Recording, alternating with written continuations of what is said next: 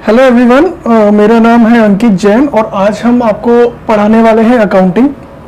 बिल्कुल बेसिक से स्टार्ट करते हैं। बेसिकली अकाउंटिंग होता क्या है? अगर मैं लेमैन टर्म्स में बात करूं और सिंपल टर्म्स में बात करूं तो अकाउंटिंग का मतलब है किसी भी चीज़ का फाइनेंशियली हिसाब किताब रखना। तो अगर आप किसी भी चीज़ का मॉनेटरी टर्म्स में हिसाब किताब रख रहे हैं तो उसे अकाउंटिंग कहते हैं। सिंपली अगर मैं बात करूं, फॉर एग्जांपल मान लेते हैं आपको 500 रुपए दिए, आपके घर वालों ने बाजार से सामान लाने के लिए आपको 500 रुपए दिए। ठीक है जी, जो उन्होंने काम का सामान मंगाया था, लेट्स से आपसे मंगाई गई शुगर, वो आई 100 रुपए की।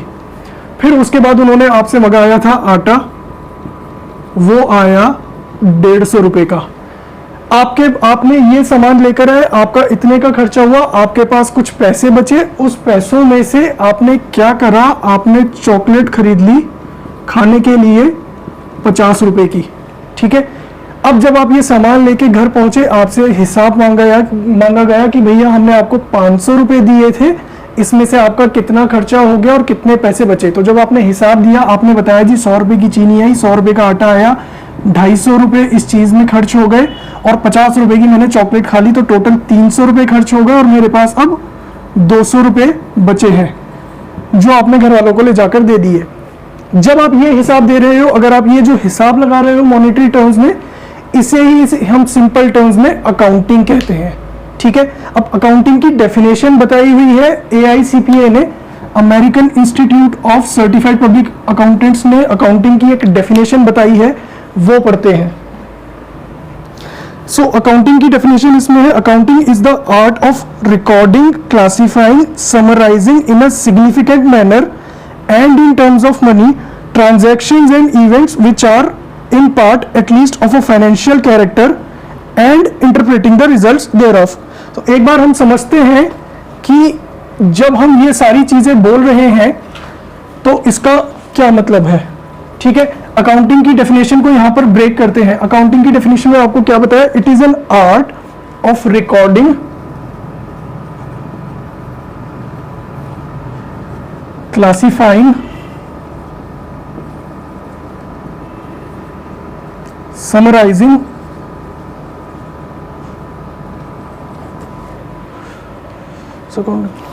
classifying, recording, in terms of money, transactions and events।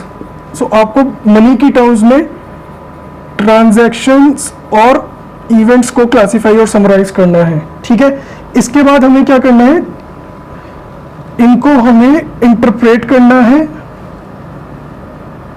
और इनसे रिजल्ट्स निकालने हैं। ठीक है, ऑल राइट। अब यहां पर इसी एग्जांपल को लेते हैं जहां पर आपको 500 रुपए घर वालों ने दिए थे बाजार से सामान लाने के लिए। ठीक है, अगर हम यहां पे इसे अकाउंटिंग की डेफिनेशन में समझें तो यहां पर इसका क्या मतलब आता है? Accounting is an art of recording. Art जो वर्ड यूज करा गया है इस डेफिनेशन में, इसके ऊपर हम आएंगे। अभी पहले हम बात करते हैं it is an art of recording. पहले बात करते हैं रिकॉर्डिंग की। जब आपको 500 रुपए दिए गए, आपके घर वालों ने हिसाब लगा लिया कि उन्होंने आपको 500 रुपए दिए हैं। जब आप उन्हें वापस आके सामान बताया कि 100 रुपए का आप चीनी लाए, 150 रुपए का आटा लाए, टोटल 250 रुपए का सामान लाए और 50 रुपए आपने अपने पर्सनल यूज पे यानी चॉकलेट खाने पे खर्च कर दिए। ठीक है, जब आप ये चीजें लिख रहे हो, आपने क्या करा? आपने अपनी फाइनेंशियल ट्रांजैक्शंस को, मनी की टर्म्स में जो ट्रांजैक्शन हुई है उन्हें रिकॉर्ड करा। ठीक है, ये हुई आपकी रिकॉर्डिंग। अब बात करते हैं क्लासिफाइंग की। घर वालों ने आपसे क्या बोला होगा जब आपने उन्हें ये हिसाब दिया होगा? उन्होंने कहा होगा कि बेटा 250 रुपए का तो तुम सामान लाए और 50 रुपए तुमने अपनी पर्सनल यूज में खर्च कर दिए। तो यहाँ पे जो घर का राशन आया वो कितने का आया? 250 रुपए का। और 50 रुपए किस चीज में खर्च हुए? आपके पर्सनल यूज में। तो आपने क्या करा? टोटल 300 रुपए के खर्चों को दो अलग अलग भागों में बांट दिया। एक जो आपका खर्चा हुआ काम के लिए विच इज 250 रुपीज, जो आपने घर का राशन लाने में खर्चा करा, और 50 रुपए जो आपने पर्सनल यूज पे करा। तो ये जब आपने इसे बांट दिया उसे हम कहते हैं क्लासिफाई करना। जब आप अपने खर्चों को या अपने किसी भी मनी की टर्म्स में हुई हुई ट्रांजैक्शन या इवेंट को डिसाइड करते हो कि वो एक्चुअल में किस चीज पे हुआ है, वो होता है क्लासिफाई करना। देन नेक्स्ट चीज हुई समराइज करना। समराइजिंग मतलब इससे अल्टीमेटली आपका क्या निकल कर आया कि भैया मेरे को 500 रुपए मिले थे, जिसमें से मैंने 300 रुपए खर्च कर दिए, 250 रुपए मैंने खर्च कर दिए सामान लाने पे और 50 रुपए पर्सनल यूज पे। That is your summarising. ठीक है, interpreting the results thereof. अब इसका रिजल्ट क्या हुआ, भैया 500 रुपए मिले थे आपको, 300 रुपए आपने खर्च हो गए, 200 रुपए बचे। That is the result. घर वालों को क्या रिजल्ट मिला कि भैया आगे से हमें इसको इतने ही पैसे देने हैं जितने का काम हो, अदरवाइज ये अपने ऊपर खर्चा कर लेगा। So that is interpreting the results thereof. Art जो वर्ड यहाँ पे यूज करा गया है, आर्ट बेसिकली होती यहाँ पे इसलिए यूज करा गया है आपको बताने के लिए कि कोई भी जो आपने ट्रांजैक्शन करी है या कोई भी जो इवेंट हुआ है उसे पहचानने को आर्ट कहते हैं। फॉर एग्जांपल यहाँ पे जैसे इस एग्जांपल में घर वालों ने पहचाना कि 250 रुपए का तो जी काम का खर्चा था और 50 रुपए का पर्सनल खर्चा था। ये पहचानना कि कितना आपका खर्चा किस चीज में हुआ है या जो भी ट्रांजैक्शन या इवेंट हुई है वो किस लिए हुई है, उसे आर्ट कहते हैं। ठीक है, इसीलिए इस डेफिनेशन में आर्ट वर्ड यूज किया गया है। नेक्स्ट हम बात करते हैं ट्रांजैक्शंस और इवेंट्स। ट्रांजैक्शंस क्या होता है और इवेंट्स क्या होते हैं, इसे समझते हैं। हाँ जी, तो हम अब जानते हैं कि ट्रांजैक्शंस और इवेंट्स क्या होता है। दो चीजें हैं, एक है ट्रांजैक्शन और एक है इवेंट। इन दोनों में फर्क समझ लेते हैं क्या होता है और ये मनी की टर्म्स में कैसे हो सकते हैं। अगर मैं ट्रांजैक्शंस की बात करूं तो सबसे सिंपल चीज, किसी भी चीज का लेन देन जो फाइनेंशियल टर्म्स में है उसे हम ट्रांजैक्शन कहते हैं। ठीक है, अगर एग्जांपल से समझे तो फॉर एग्जांपल आप मार्केट गए, आपने ये सामान लिया, आपने जब दुकानदार से सामान लिया, आपने टोटल 250 रुपए का उससे सामान लिया, तो आपने क्या करा होगा, उसे 250 रुपए दिए होंगे और बदले में उससे ये दो सामान ले लिए होंगे, चीनी और आटा। ये आपकी एक ट्रांजैक्शन है जहां पर आपने पैसे दिए और उसके बदले आपको कुछ मिला। ठीक है, कोई भी चीज जहां पे मनी की टर्म्स में लेन देन हो रहा है वो हमारी होती है ट्रांजैक्शन।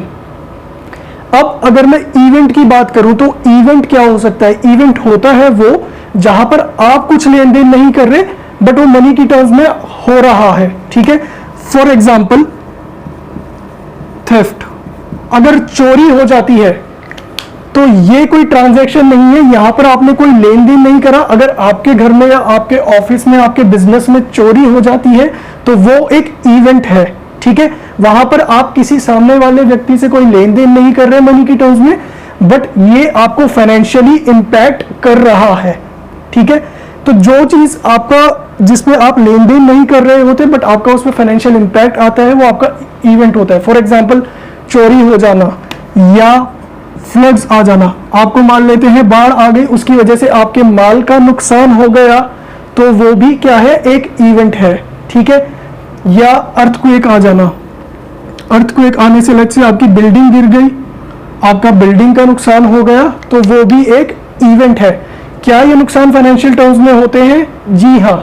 मान लेते हैं चोरी हुई, अगर आपकी दुकान में चोरी हुई तो आप ये बताओगे कि कितने की चोरी हुई, या आपने कई बार न्यूज में सुना भी होगा जी XYZ के घर में चोरी हो गई 10 लाख की, या आप न्यूज़पेपर में भी ऐसा पढ़ते होगा। तो ये सारे इवेंट्स होते हैं जो आपको मनी की टर्म्स में इफेक्ट करते हैं, इन्हें भी हमें अकाउंट्स में रिकॉर्ड करना होता है। ठीक है, ये था आपका ट्रांजैक्शन, ये था इवेंट। यहां पे हमने डेफिनेशन को समझ लिया कि रिकॉर्डिंग किसे कहते हैं, क्लासिफाइंग किसे कहते हैं, समराइजिंग किसे कहते हैं और रिजल्ट्स को इंटरप्रेट करने को क्या कहते हैं। ठीक है, ये था बिल्कुल बेसिक अबाउट दी अकाउंटिंग। अब नेक्स्ट हमारी बात होती है अकाउंटिंग की कैरेक्टरिस्टिक्स की, कि अकाउंटिंग की कैरेक्टरिस्टिक्स क्या होती हैं या उसके फीचर्स क्या होते हैं। सबसे पहला फीचर है आपका identification of transactions and events. ठीक है, आपको जितने भी फाइनेंशियल ट्रांजैक्शंस या इवेंट्स हैं उन्हें आइडेंटिफाई करना है। फॉर एग्जांपल ये जो आपने सामान खरीदा ये आपकी ट्रांजैक्शंस है फाइनेंशियल, या आपके लत से चोरी हो गई तो ये आपका इवेंट है, ये आपका इवेंट हो गया फाइनेंसिस की टर्म्स में। ठीक है, पहला काम आपको इन्हें आइडेंटिफाई करना है। नेक्स्ट है आपका measurement of the identified transactions. पहले तो आपने ट्रांजैक्शंस को आइडेंटिफाई करा, फॉर एग्जांपल मैं सामान खरीदने गया, ये एक ट्रांजैक्शन है, या मेरे घर में चोरी हो गई, ये एक ट्रांजैक्शन है। ठीक है, आपने जब इन्हें आइडेंटिफाई कर लिया, दूसरा काम आप करोगे इन्हें मनी की टर्म्स में मेजर करने का। यहाँ पे ट्रांजैक्शन को मेजर करना हमारे लिए सिंपल है। हमने 100 रुपए की चीनी खरीदी तो ये 100 रुपए इसकी वैल्यू हो गई, 150 रुपए का आटा खरीदा 150 रुपए इसकी वैल्यू हो गई, ₹50 की चॉकलेट खाई, इसकी वैल्यू ₹50 हो गई। बट जब चोरी हुई तब आपको उसका एक एस्टिमेट लगाना पड़ेगा कि जी आपके घर में या आपके ऑफिस में कितने रुपए की चोरी हुई, आपको कितने रुपए का नुकसान हुआ। तो जब आप ये मनी की टर्म्स में आइडेंटिफाई कर लोगे, फॉर एग्जांपल हम यहाँ पे ले लेते हैं 1 लाख रुपए का हमें नुकसान हुआ, तो जब आपने ये मनी की टर्म्स में आइडेंटिफाई कर लिया, इसे मेजर कर लिया, इसे क्वांटिफाई कर लिया, उसे हम कहते हैं मेजरिंग द आइडेंटिफाइड ट्रांजैक्शंस। ठीक है जी। अकाउंटिंग में हम वो कोई भी चीज रिकॉर्ड नहीं करेंगे जिसे हम मेजर नहीं कर सकते। फॉर एग्जाम्पल, अगर आप कोई गुड्स बना रहे हो और उस गुड्स की क्वालिटी, उस गुड्स की अगर मैं क्वालिटी की बात करूं कि इस गुड्स की क्वालिटी कितनी अच्छी है, ये आप मेजर नहीं कर सकते, तो इसे हम कभी रिकॉर्ड नहीं करेंगे। या फॉर एग्जाम्पल आप बिजनेस में काम कर रहे हो या आप कहीं और जॉब कर रहे हो, तो आप कितना अच्छा काम कर रहे हो, क्वालिटी ऑफ वर्कर्स, ये हम मनी की टर्म्स में मेजर नहीं कर सकते कि कौन कितना अच्छा काम कर रहा है, तो इसीलिए हम इस चीज को भी रिकॉर्ड नहीं करेंगे। सो क्वालिटेटिव एस्पेक्ट्स हम अकाउंटिंग में रिकॉर्ड नहीं कर पाते। क्यों? क्योंकि उन्हें मनी की टर्म्स में हम मेजर नहीं कर सकते, और अकाउंट्स में हम केवल वही रिकॉर्ड करेंगे जिसे हम मनी की टर्म्स में मेजर कर सकते हैं। ठीक है, नेक्स्ट पॉइंट पे आते हैं। नेक्स्ट पॉइंट क्या है इसमें? हमारा तीसरा पॉइंट है इन्हें रिकॉर्ड करना। ठीक है, आपने ट्रांजैक्शंस को आइडेंटिफाई कर लिया, उन्हें मेजर कर लिया, मनी की टर्म्स में उनकी वैल्यू क्या बन रही है। तीसरा काम अब आप करोगे इन्हें रिकॉर्ड करने का। फॉर एग्जांपल, अगर मैं यहाँ पे रिकॉर्डिंग की बात करूं, तो जो मैंने ये ट्रांजैक्शंस करी है इस एग्जांपल में, इनको मैं एक जगह पर लिखूंगा। तो जब मैं ये लिख रहा हूं ट्रांजैक्शन पहली दोनों, तो इसे मैं क्या बोलूंगा कि मान लो जी मैंने सामान खरीद के लाया हूं, इसे मैं बोल देता हूं लेट्स से परचेज। तो मैंने ₹250 की परचेज करी। ठीक है, फिर मैंने क्या करा, मैंने खर्चा करा पर्सनल यूज में ₹50 का।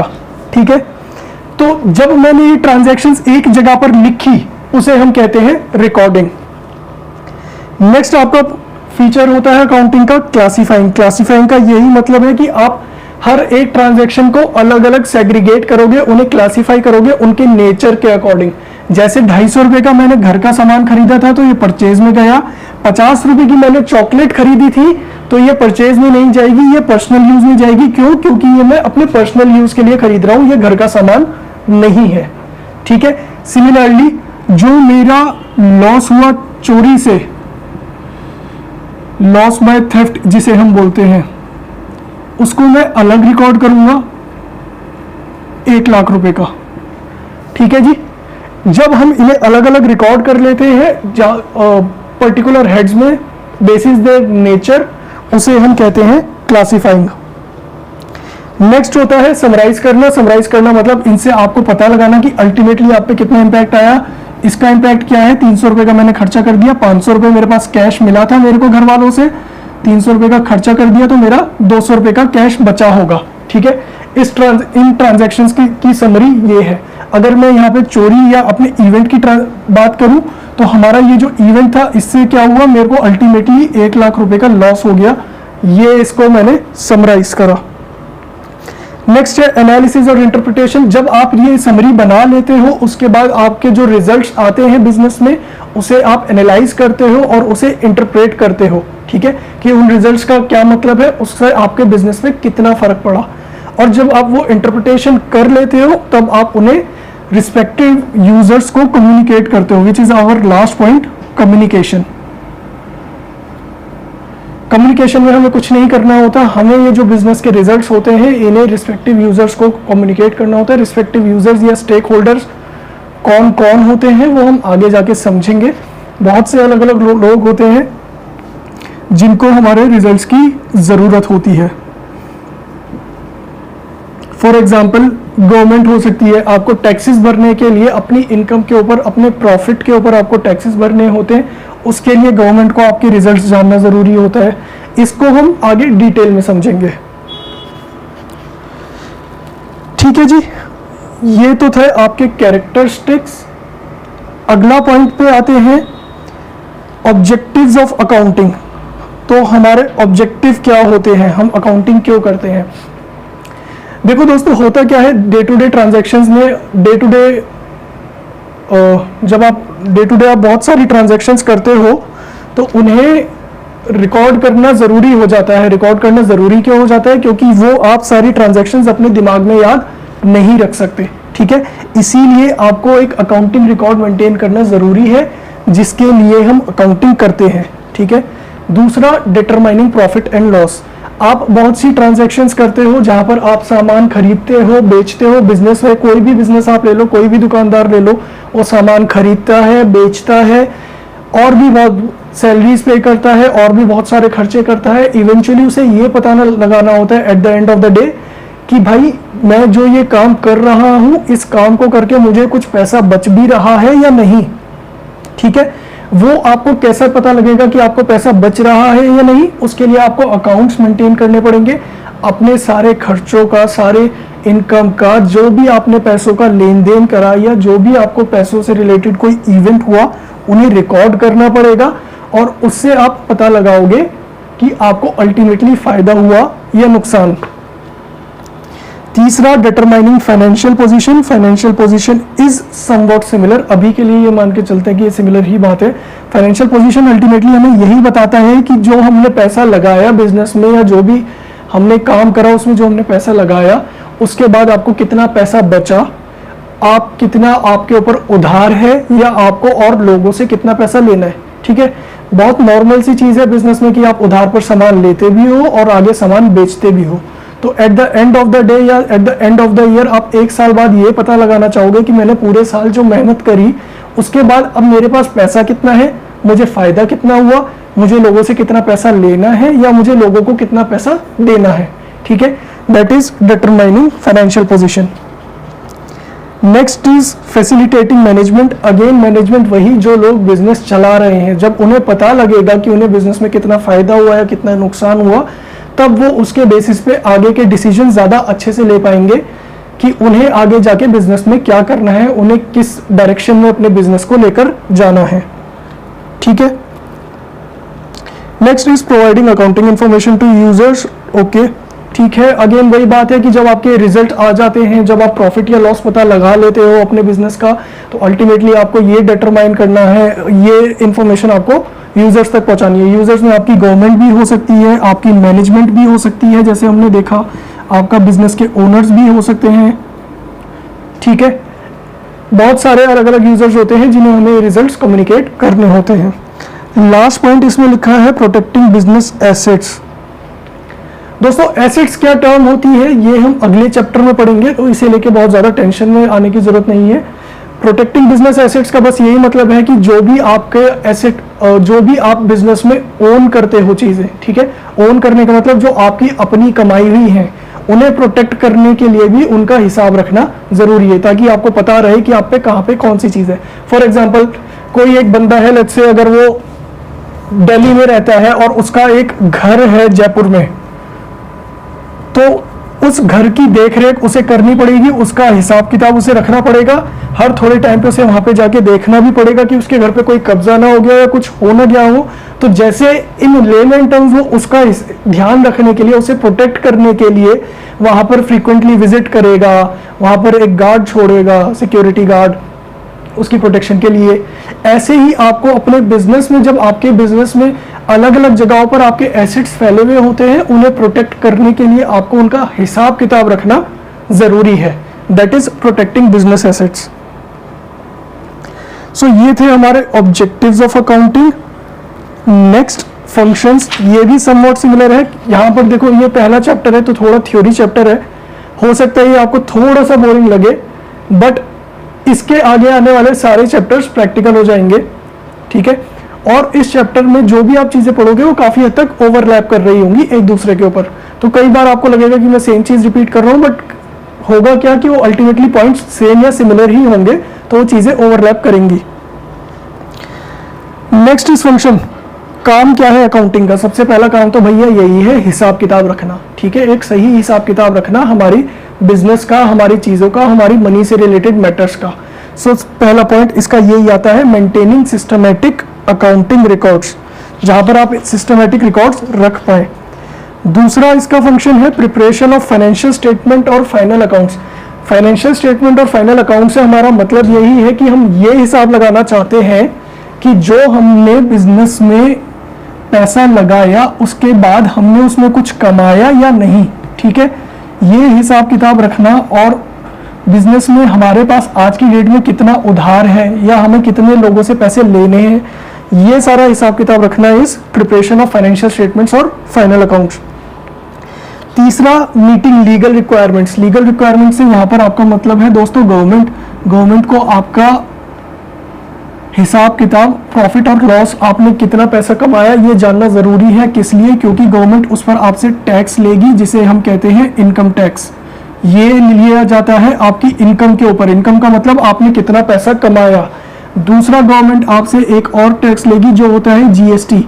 ये लगता है गुड्स या सर्विसेज बेचने के ऊपर। अगर आप कोई गुड्स बेच रहे हो या कोई सर्विसेज बेच रहे हो तो उस पर आपको गवर्नमेंट को टैक्स देना पड़ता है विच इज जीएसटी। तो लीगल रिक्वायरमेंट्स आपकी ये सारी होती हैं जो लॉ के अंडर आती हैं।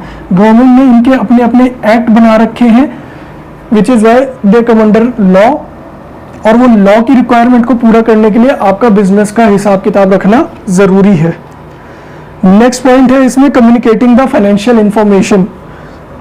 अल्टीमेटली अगेन घूम फिर के वही बात आ रही है कि आपको अपनी रिजल्ट्स कम्युनिकेट करने हैं। किसे करने हैं? मैनेजमेंट को करने हैं कम्युनिकेट, ओनर्स को करने हैं और डिफरेंट स्टेक होल्डर्स जो है उन्हें कम्युनिकेट करने हैं, ताकि उन्हें आपकी फाइनेंशियल पोजीशन, आपके बिजनेस की क्या हालत है और आपने उस बिजनेस से कितना कमाया है ये पता लग सके।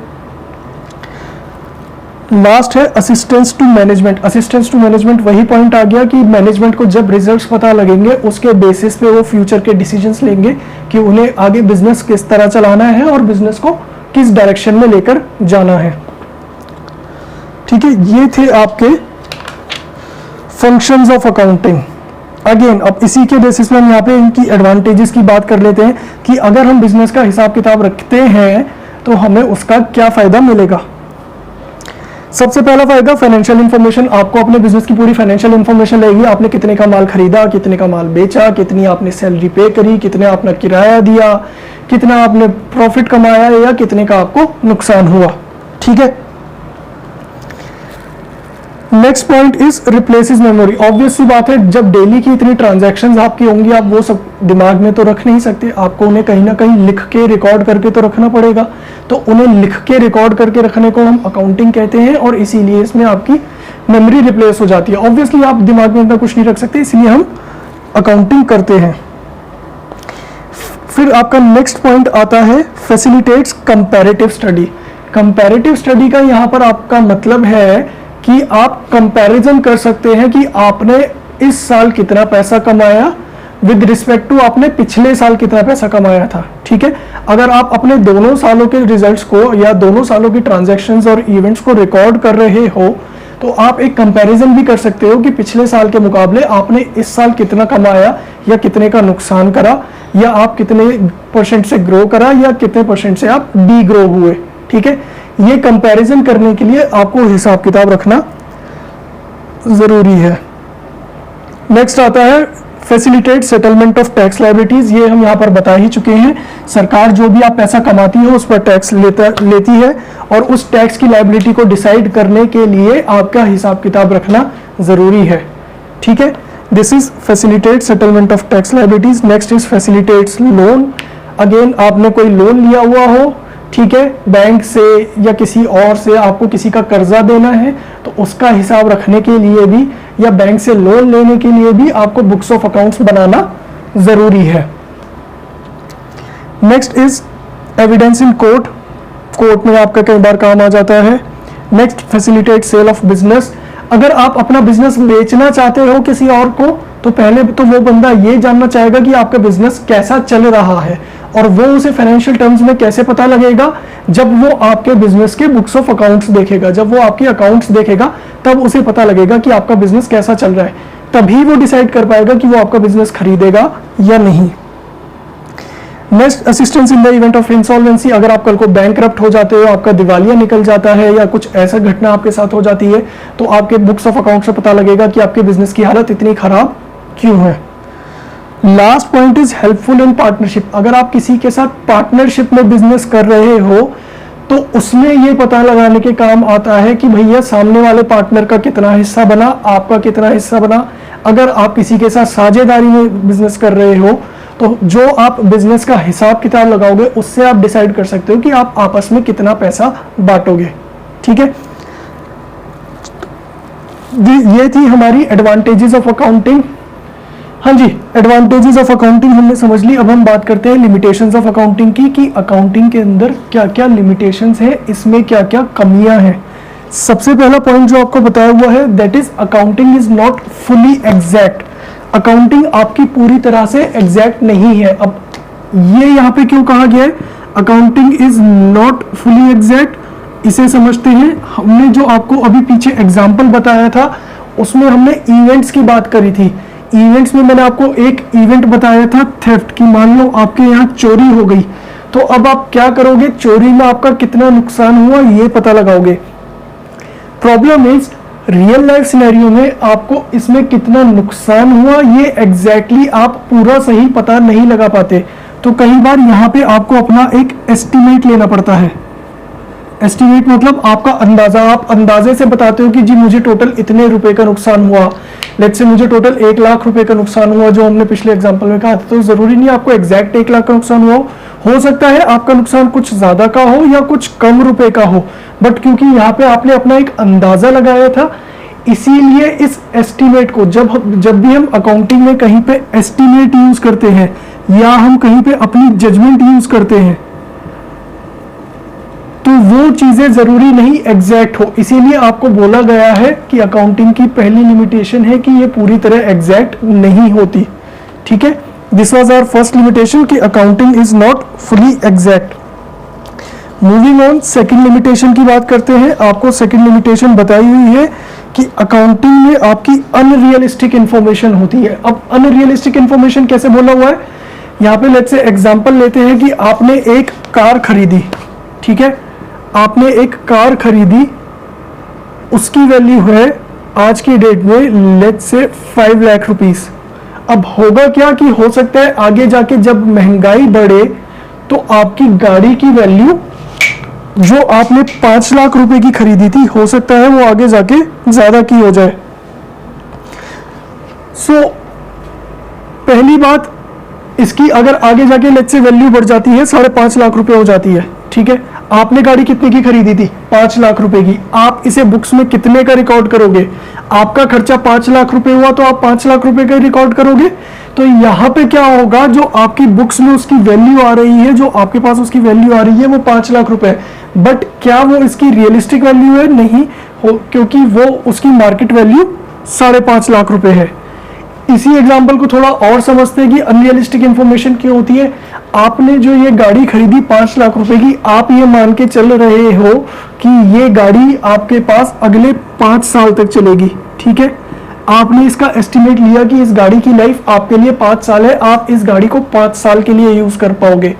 अब होगा क्या, आपने जो ये एस्टिमेट लिया है ये जरूरी नहीं रियलिस्टिक हो। क्यों, क्योंकि हो सकता है गाड़ी आपकी 5 साल से कम भी चले, हो सकता है आपकी गाड़ी 5 साल से ज्यादा भी चले, किसी भी रीजन की वजह से ये जरूरी नहीं कि वो गाड़ी एग्जैक्टली 5 साल ही चले। ठीक है, तो जो आप इंफॉर्मेशन लेते हो, जो आप एस्टिमेट्स लेते हो बुक्स में, वो आपके अनरियलिस्टिक होते हैं। तीसरा, accounting ignores the qualitative elements. इस चीज पर हम ऑलरेडी बात कर चुके हैं कि कोई भी चीज जो क्वालिटी के अकॉर्डिंग होती है वो हम अकाउंटिंग में रिकॉर्ड नहीं कर सकते। कोई भी चीज जिसे आप क्वांटिफाई कर सकते हो, जिसे आप मनी के टर्म्स में मेजर कर सकते हो, केवल वही आप रिकॉर्ड करोगे। So whatever we can quantify in terms of money, only that thing we are going to record in books of account. So again, आपके वर्कर्स कितने अच्छे से काम कर रहे हैं, आपका प्रोडक्ट कितनी अच्छी क्वालिटी का बन रहा है, आप कितने डेडिकेटेडली काम कर रहे हो, आपके काम में कितनी अच्छी क्वालिटी आ रही है, ये हम मनी के टर्म्स में मेजर नहीं कर सकते, तो इसीलिए हम इसे अकाउंटिंग में रिकॉर्ड नहीं कर सकते। Next, accounting ignores the effect of price level changes. Again यही वाला पॉइंट हो गया, आप अकाउंटिंग में प्राइस लेवल चेंजेस को रिकॉर्ड नहीं करते। फॉर एग्जांपल, आपने गाड़ी 5 लाख की खरीदी थी, आज की डेट में लेट्स से उसकी मार्केट वैल्यू 5.5 लाख है या उसकी मार्केट वैल्यू 4.75 लाख है, तो आप ये रिकॉर्ड नहीं करोगे। आप वो रिकॉर्ड करोगे कि आपने वो कार कितने रुपए की खरीदी, ठीक है। तो आप प्राइस लेवल चेंजेस को इग्नोर कर देते हो, तो प्राइस आपने जितना पे करा, आपके लिए जो कॉस्ट आई आप केवल उसे ही रिकॉर्ड करोगे, ठीक है। So accounting ignores price level changes. Last आपकी लिमिटेशन बताई हुई है, अकाउंटिंग में lead to window dressing. Window dressing यहाँ पे एक वर्ड यूज करा हुआ है, पहले उसका मतलब समझ लेते हैं, फिर आपको ये लिमिटेशन समझ आ जाएगी। विंडो ड्रेसिंग का मतलब है कोई भी चीज को वैसा दिखाना जैसा वो एक्चुअल में नहीं है, ठीक है। मतलब अगर कोई चीज एक्चुअल में खराब है तो उसे आप बहुत ज्यादा अच्छा दिखाओगे, उसे हम विंडो ड्रेसिंग कहते हैं। अकाउंटिंग की टर्म्स में विंडो ड्रेसिंग क्या हो सकता है, मान लेते हैं आपके बिजनेस की हालत बहुत ज्यादा खराब है, आपको बहुत ज्यादा लॉस हो रहा है बिजनेस में, बट अगर आप एक्चुअल में अपनी बुक्स में वो लॉस नहीं दिखा रहे हो, आप एक्चुअल में अपना फायदा दिखा रहे हो, वो आपका विंडो ड्रेसिंग होता है। विंडो ड्रेसिंग के बहुत सारे रीजंस हो सकते हैं। आप अकाउंटिंग में ऐसा कैसा कर सकते हो, फॉर एग्जांपल आपके कुछ खर्चे हुए जो आपने रिकॉर्ड ही नहीं करे, उस केस में क्या होगा, आपके खर्चे कम होंगे, आपका प्रॉफिट अल्टीमेटली ज्यादा नजर आएगा। या आपकी जो इनकम है, जो आपकी कमाई हुई है, जो आपकी सेल हुई है, वो आपने जितनी हुई है एक्चुअल में उससे ज्यादा दिखा दी। फॉर एग्जाम्पल आपने 100 रुपए का माल बेचा और आपने दिखा दिया अपने बुक्स में कि आपने 250 रुपए का माल बेचा है, तो क्या होगा, आपकी 150 रुपए से सेल ज्यादा आएगी, जिसकी वजह से आपका प्रॉफिट ज्यादा नजर आएगा, and that will lead to window dressing. So accounting में कई बार लोग ऐसे फ्रॉड्स भी करते हैं जिसमें आप एक्चुअल जो नहीं होता वो नहीं दिखाते, आप एक्चुअल से ज्यादा अच्छी पोजीशन दिखाते हो अपने बिजनेस की, that is your window dressing. तो ये भी एक अकाउंटिंग की लिमिटेशंस है, ठीक है। हमने पांचों लिमिटेशन अकाउंटिंग की कवर कर ली। अब नेक्स्ट है आपका role of accounting in business. Role of accounting in business के अंदर जितने भी पॉइंट्स हैं ये हम ऑलरेडी कवर कर चुके हैं, एक बार हम क्विकली से इनका रिकैप कर लेते हैं। पहला पॉइंट यहाँ पे लिखा है maintenance of systematic records. Accounting का रोल क्या है बिजनेस में, सिस्टमैटिक रिकॉर्ड्स रखना। ऑब्वियसली हम अकाउंटिंग इसीलिए कर रहे हैं ताकि हम चीजों का एक प्रॉपर हिसाब किताब रख पाए, जिससे हमें चीजों की सही जानकारी मिले, इन मनी की टर्म्स या फाइनेंशियल टर्म्स में हमें चीजों की सही जानकारी मिले। Next assistance to management. Again ये वही पॉइंट है कि जो भी आपका बिजनेस में फायदा या नुकसान होगा, बेसिस दैट मैनेजमेंट डिसाइड करेगी कि उन्हें उसे आगे क्या फैसले लेने हैं, बिजनेस के रिगार्डिंग उन्हें क्या डिसीजंस लेने हैं। फैसिलिटेट्स कंपैरेटिव स्टडी, ये हम ऑलरेडी डिस्कस कर चुके हैं कि जब आप पिछले 2 सालों के अकाउंट्स आपने लगातार बना रखे होंगे, इस साल के और पिछले साल के, तो आप कंपेयर कर पाओगे कि पिछले साल के मुकाबले आपको इस साल कितना फायदा हुआ या कितना नुकसान हुआ या आपने कितना ग्रो करा। Next evidence in court. कल को अगर आपके बिजनेस के ऊपर कोई भी केस हो जाता है कोर्ट में, तो आपके books of accounts as an evidence काम आएंगी कि वो उससे आपको पता लगेगा कि आपके बिजनेस की एक्चुअल पोजीशन क्या है, आपका बिजनेस एक्चुअली में कैसा चल रहा है। Last is others. Again others में वही सब आ गया कि आपको लोगों से लोन लेना है, आपको परचेज करनी है, आपको गवर्नमेंट को टैक्सेस पे करने हैं, ठीक है। इन सब चीजों के लिए भी आपको बुक्स ऑफ अकाउंट्स मेंटेन करना जरूरी है। मूविंग ऑन, नेक्स्ट हमारा टॉपिक है बुक कीपिंग एंड अकाउंटिंग और इनके बीच का डिफरेंस। ये हम कवर करेंगे नेक्स्ट वीडियो में। सो ये टॉपिक और इसके आगे का टॉपिक जितना भी है चैप्टर 1 के, वो हम नेक्स्ट वीडियो में कवर करेंगे, ठीक है। आज के लिए बस इतना ही, खत्म करते हैं यहाँ पे, मिलते हैं नेक्स्ट वीडियो में।